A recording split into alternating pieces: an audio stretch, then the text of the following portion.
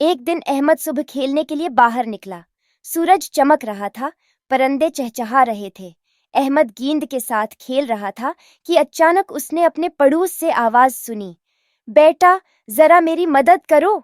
یہ آواز پرانے بابا کی تھی جو کافی عمر رسیدہ تھے۔ احمد فوراً ان کے پاس گیا۔ پرانے بابا لکڑیوں کا گٹھا اٹھانے کی کوشش کر رہے تھے، لیکن ان سے ہو نہیں رہا تھا۔ بابا آپ آرام کریں، میں کر دیتا ہوں، احمد نے کہا۔ پھر احمد نے ساری لکڑیاں اٹھا کر ان کے کمرے میں رکھ دیں۔ وہ تھک گیا لیکن خوش تھا کہ اس نے کسی کی مدد کی ہے۔ پرانے بابا نے خوش ہو کر کہا، بیٹا یہ پیسے رکھ لو، تم نے میری بڑی مدد کی ہے۔